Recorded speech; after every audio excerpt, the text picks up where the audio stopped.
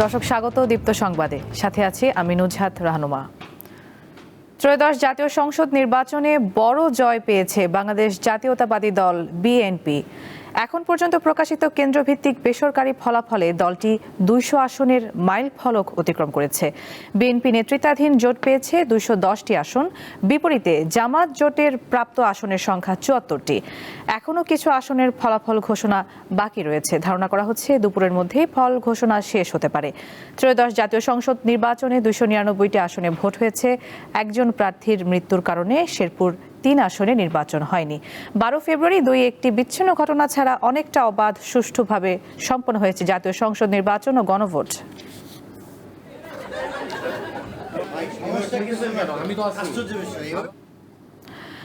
দর্শক, নির্বাচন কমিশন সচিবালয়ে রয়েছেন আমাদের সহকর্মী দিলশাদ অ্যানি ও মাহিদুর রহমান। তারা আমাদের সাথে যুক্ত হচ্ছেন আরও তথ্য জানাতে।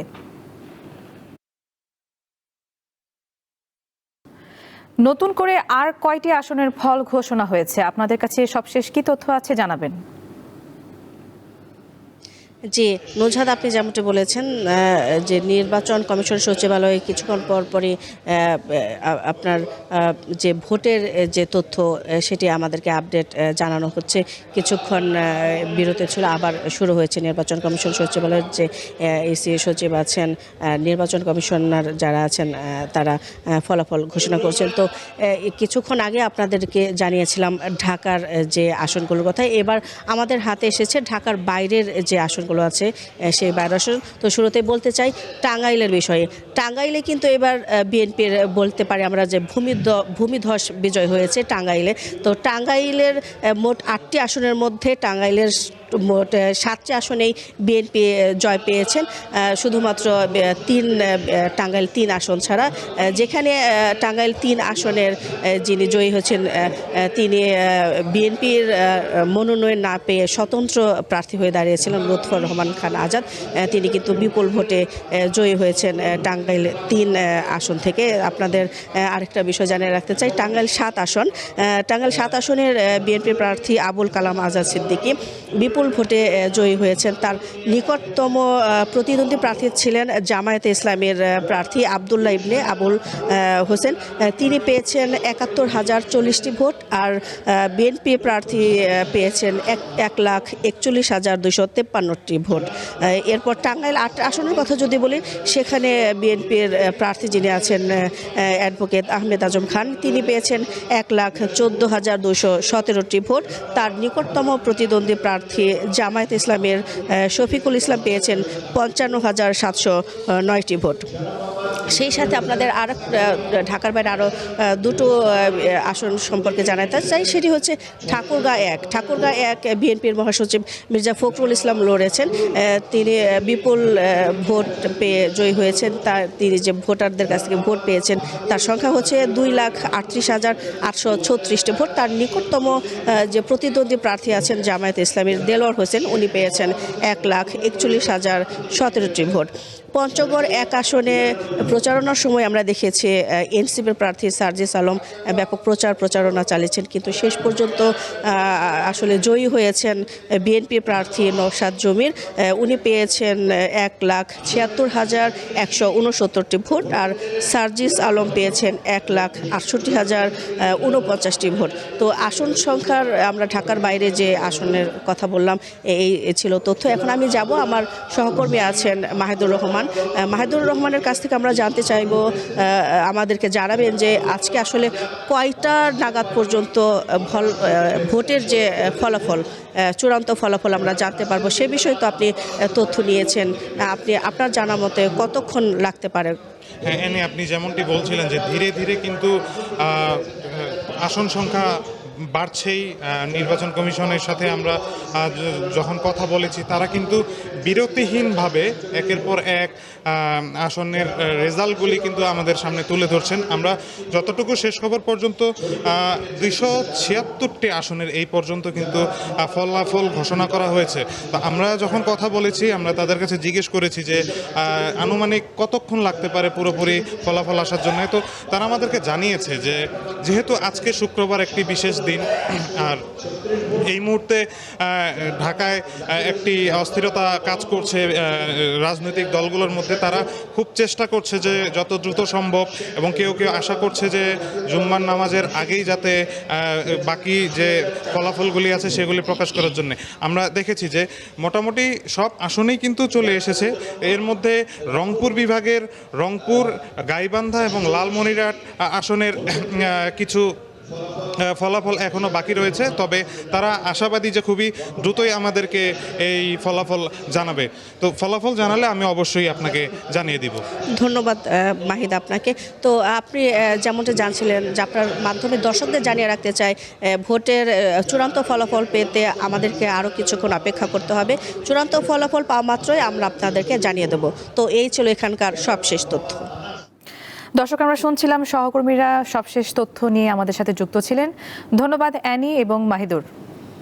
বাংলাদেশে অনুষ্ঠিত ত্রয়োদশ জাতীয় সংসদ নির্বাচনের ভোট গণনা ও ফলাফল বিশ্বজুড়ে গণমাধ্যমে গুরুত্বের সঙ্গে প্রচার হচ্ছে। BBC, CNN, AFP, Reuters, Al Jazeera ও এনডিটিভি সহ আন্তর্জাতিক গণমাধ্যমগুলোতে ভোট গণনার চিত্র ও বিশ্লেষণ উঠে এসেছে। ভারতীয় গণমাধ্যম এনডিটিভির প্রতিবেদনে বলা হয়, বাংলাদেশের নির্বাচনে তারেক রহমানের নেতৃত্বাধীন বিএনপি বিপুল জয়ের পথে। প্রতিবেদনে গণভোটের কথাও গুরুত্ব সহকারে উল্লেখ করা হয়। বিবিসি এই নির্বাচনে বিএনপি জয়ের দিকে এগিয়ে যাচ্ছে বলে জানিয়েছে। বাংলাদেশের সংসদীয় নির্বাচনে বিএনপি জয়ী শিরোনামে প্রতিবেদন করেছে বার্তা সংস্থা রয়টার্স। এর মাধ্যমে দেশে রাজনৈতিক স্থিতিশীলতা পুনরুদ্ধারের আশা করা হচ্ছে বলে রয়টার্সের প্রতিবেদনে উল্লেখ করা হয়। বিএনপির চেয়ারম্যান তারেক রহমান বাংলাদেশের পরবর্তী প্রধানমন্ত্রী হতে চলেছেন বলে জানিয়েছে এবিসি নিউজ। কাতার ভিত্তিক সম্প্রচার মাধ্যম আল জাজিরা বলছে, বৃহস্পতিবারের ঐতিহাসিক নির্বাচনে সংখ্যাগরিষ্ঠতা পেয়েছে বিএনপি এবং পরবর্তী সরকার গঠন করবে তারা।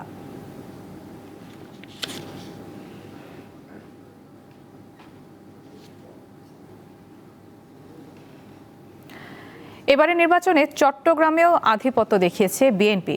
বন্দরনগরীর ভোটের বিশ্লেষণে এবারে আমাদের সাথে যুক্ত আছেন সহকর্মী রুনা আনসারি। কথা বলছি তার সাথে। রুনা, চট্টগ্রামে বিএনপির এই যে ম্যাজিক, এই ম্যাজিকের পেছনে কি কারণ রয়েছে বলে বিশ্লেষকরা মনে করছেন?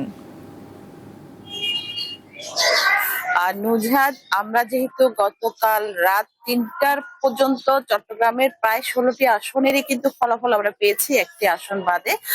তো এরপরে কিন্তু আমরা চট্টগ্রামের যারা বিশ্লেষক বা যারা রাজনীতি বিশ্লেষক আমরা বলি, তাদের বেশ কয়েকজনের সাথে কথা বলার চেষ্টা করেছি। তারা তাদের মতে যেটি বলছেন সেটি হচ্ছে, বিএনপির যে 16টি আসনের মধ্যে 14টি আসনে তারা বিজয়ী, আরেকটি আসনও কিন্তু বিজয়ী হওয়ার একদম দ্বার প্রান্তে ছিলেন। সেখানে যদি স্বতন্ত্র প্রার্থী না থাকতেন, খুব অল্প ভোটের জন্য কিন্তু বাঁশখালী আসনটি বিএনপি হাতছাড়া হয়েছে। সেক্ষেত্রে 15টি আসনে কিন্তু তাদের বিজয়ী। তারা কিন্তু এতটা 14টা আসন বিজয়ী হবে সেটি তারা কিন্তু আশা করেননি, কিন্তু তারা হালও ছেড়ে দেননি। তো বিশ্লেষকরা যেটি বলছেন সেটি হচ্ছে, চট্টগ্রামে বিএনপির ঘাঁটি, সেটি সবসময় বলা হয়, এবং নির্বাচনের তফসিল ঘোষণার পর থেকে বিভিন্ন দল বিএনপিকে নিয়ে যেভাবে তুচ্ছ তাচ্ছিল্য করে আসলে বিভিন্ন সভা সমাবেশে কথা বলেছেন, সেটি কিন্তু সাধারণ যারা ভোটার রয়েছে, বিএনপির যারা সাধারণ ভোটার এবং বিএনপি যারা সমর্থক রয়েছেন, যারা এতদিন ধরে একদম মানে নীরবে নিবৃত্তে বিএনপিকে যারা সাপোর্ট দিয়ে গেছেন গত 15 বছর, তারা কিন্তু এটিতেই কিন্তু তাদেরকে বেশি ভোট কেন্দ্রমুখী করেছে এবং বিএনপিকে ভোট দেওয়া এবং জিতিয়ে আনার জন্য তাদের ভিতরে সবচেয়ে বেশি কাজ করেছে। এটা কিন্তু তারা প্রথমত এটি দেখছেন। আরেকটি বিষয়, তারেক রহমান যখন দেশে আসার পরে চট্টগ্রামের জনসভায় তারেক রহমানের যে বক্তব্য, সেই বক্তব্যের পর থেকেও কিন্তু অনেকে উজ্জীবিত হয়েছে এবং তারা মরিয়া হয়ে ভোট কেন্দ্রে যাওয়া, এই যে গণসংযোগের সময় প্রার্থীদেরকে সময় দেওয়া, ভোটারদের সবাইকে বোঝানো এবং সবাইকে আশ্বস্ত করা বিএনপি ক্ষমতায় আসলে কি কি হবে, তাদের জন্য কি কি করতে পারে বা দেশের জন্য কি কি করবে, এই মানুষের ভিতর যে বিশ্বাস যোগানো, সেই বিশ্বাসটা যোগাতে পেরেছে বিএনপি। আর সবচেয়ে বড় কথা, আমরা দেখেছি তফসিল ঘোষণার পর যেহেতু চট্টগ্রামে এখন বয়োজ্যেষ্ঠ সবচেয়ে সিনিয়র যিনি আমির খসরু মাহমুদ চৌধুরী, তিনি কালকে বিজয়ী হয়েছেন বেসরকারি ভাবে। তিনি তফসিল ঘোষণার পরে 16টি আসনের প্রার্থীদেরকে নিয়ে কিন্তু তিনি বসেছেন এবং তারা একাত্মতা যেটি বিএনপি, সেই একাত্মতার কারণে কিন্তু বিএনপির আজকের এই নিরঙ্কুশ জয় বলে মনে করছেন বিশ্লেষকরা। তো সব মিলিয়ে আসলে বিএনপি মোটামুটি চট্টগ্রামের সবগুলো আসনে, দুটি বাদে সবগুলো আসনে বিজয়ীদের কারণ হচ্ছে তাদের একাত্মতা। নুজহাত। চট্টগ্রাম থেকে আমাদের সাথে যুক্ত ছিলেন সহকর্মী রুনা আনসারী। নির্বাচনে বিপুল সংখ্যক আসনে বিজয়ের পর এখনো কর্মসূচি জানায়নি বিএনপি। দলটির নয়াপল্টন কার্যালয়ের সামনে রয়েছেন আমাদের সহকর্মী মোহাম্মদ হাসিব, কথা বলছি তার সাথে। হাসিব, নির্বাচনে জয়ের পর বিএনপির পক্ষ থেকে কি কিছু জানানো হয়েছে? দলটির নেতাকর্মীদের প্রতিক্রিয়া কি? এবং আমরা জেনেছি যে এখনো কর্মসূচি জানায়নি বিএনপি, তো আপনার কাছে সবশেষ কি তথ্য আছে? নুজহাত, 210টারও বেশি আসনে বেসরকারিভাবে প্রাপ্ত ফলাফলে বিএনপি ত্রয়োদশ জাতীয় সংসদ নির্বাচন এবং গণভোটে বিজয়ী। সব মিলাই আসলে নির্বাচনে বিজয় হওয়ার পর বেসরকারি ফলাফলেই পরে বিজয় উল্লাস হয়। আমরা অতীতেও দেখেছি অন্যান্য দলগুলোর ক্ষেত্রেও বা রাজনৈতিক দলগুলোর ক্ষেত্রেও। এবার একেবারে ভিন্ন চিত্র দেখছি, যেটা বিএনপির চেয়ারম্যান তারেক রহমানের পক্ষ, উনি নিজে যেটা বলেছেন যে কোনো রকমের বিজয় উৎসব বা বিজয় মিছিল না করতে। আজকে শুক্রবার জুমা নামাজের পরে প্রতিটা মসজিদের দোয়া এবং অন্যান্য প্রার্থনালয়ে বিশেষ প্রার্থনা করার জন্য তিনি অনুরোধ জানিয়েছেন এবং তেমনটাই আসলে করা হবে হয়তো। আমি যেই বিএনপির যেই কার্যালয়, প্রধান কার্যালয় নয়াপল্টন, সেখানে আছি, সেখানকার পরিবেশ একেবারে ঠান্ডা। অর্থাৎ নির্বাচনের পরে বেসরকারি ফলাফলে বিজয়ী হওয়ার পরে যেমনটা হয়তো বা ধারণা করেছিলাম যে অন্যরকম পরিবেশ থাকবে, বিজয় উৎসব, আনন্দ মিছিল কিংবা অন্যরকম উৎসব, সেটা আসলে একদমই নাই। একদমই নীরব, শান্ত। নিরাপত্তাটাও যে খুব বেশি জোরালো তাও না, খুবই স্বাভাবিক মানুষের চলাফেরা। তবে দুপুর বেলা 11:30টার দিকে বিএনপির নির্বাচন পরিচালনা কমিটির মুখপাত্র মাহাদি আমিন, উনি বিএনপি গুলশান অফিসে, নির্বাচন পরিচালনা কমিটির অফিসে উনি ব্রিফ করবেন, এমন তথ্য আছে আমার কাছে। তখন তারপরে কি হবে সেটা অবশ্যই জানানো যাবে বা জানানো হবে নিশ্চয়ই। তারপরও একটা বিষয় হচ্ছে যে ঠাকুরগাঁও 1 আসন থেকে নির্বাচিত বিএনপির নির্বাচিত মির্জা ফখরুল ইসলাম আলমগীর, উনি আজকে দুপুর 3টায় ঢাকায় আসবেন।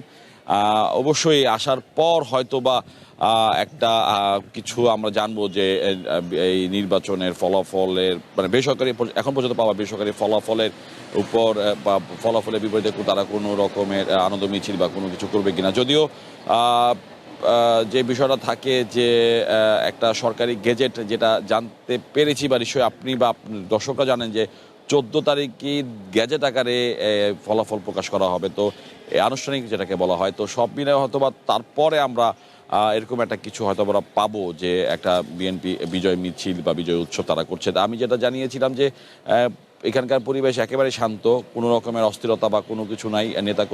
কোনো রকমের নেতাকর্মী বা কাউকেভাবে দেখা যায় নাই।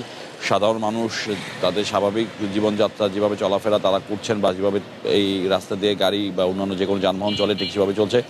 নিরাপত্তার বিষয়টিও বললাম যে কোনো রকমের বাড়তি কোনো কিছু নাই, বাড়তি কোনো ব্যবস্থাও নাই, খুবই স্বাভাবিক। ঢিলে ঢালা বলাটা ভুল হবে, কিন্তু একেবারে স্বাভাবিক। চেকপোস্ট আছে, পুলিশ আছে, বিজিবি দেখেছি, সেনাবাহিনী দেখেছি, কিন্তু সেটা যে একেবারে কড়া নিরাপত্তা সেটা কিন্তু কোনো কিছু এরকম নেই। তারপরও আমরা যে 11:30টার সময় মাহাদি আমিন যে ব্রিফটা করবেন নির্বাচন গুলশানে বিএনপি নির্বাচন পরিচালনা কমিটির কার্যালয়ে, তারপরে হয়তো বা আমরা নতুন কোনো তথ্য আশা করি বা নতুন কোনো নির্দেশনা ডেফিনেটলি আমরা আশা করি জানতে পারবো। তবে যেটা জানিয়েছি একটু আগে যে মির্জা ফখরুল ইসলাম আলমগীর আজকে ঠাকুরগাঁও থেকে বিকেল 3টায় ঢাকায় এসে পৌঁছাবেন। উনি ডেফিনেটলি এরপর বিএনপির চেয়ারম্যান তারেক রহমানের সাথে হয়তো দেখা তো করবেন, তখন হয়তো জানতে পারবো। তাই হয় তারপর কথা বলছিলাম সহকর্মী মোহাম্মদ হাসিবের সাথে। জামায়াতে ইসলামীর প্রার্থী বেশ কিছু আসনে এগিয়ে থাকলেও রিটার্নিং অফিসাররা ফলাফল ঘোষণা না দিয়ে আটকে রেখেছেন বলে অভিযোগ করেছেন দলটির আমির শফিকুর রহমান। রাজধানীর মগবাজারের কেন্দ্রীয় কার্যালয়ে গতরাতে সংবাদ সম্মেলনে তিনি এই অভিযোগ করেন। বেশ কিছু আসনে আমাদের জানা মতো আমরা এগিয়ে আছি এবং গণনাও কমপ্লিট, কিন্তু স্থানীয়ভাবে যারা রিটার্নিং অফিসার আছেন তারা ঘোষণা দিচ্ছেন না, ঝুলিয়ে রেখেছেন। তা আমরা বুঝতে পারছি না এটা কেন। মাঝখানে আবার ওয়েবসাইটে হঠাৎ করে দেখা গেল যে কে কতটা আসন পেয়েছে সেটা দেওয়া হলো, মাঝখান থেকে উধাও হয়ে গেল, আবার নাই। দর্শক, এই ছিল এখনকার মতো। আমাদের পরবর্তী আয়োজন বেলা 11টায় দীপ্ত ভোটের সংবাদ দেখার আমন্ত্রণ। ধন্যবাদ সাথে থাকার জন্য।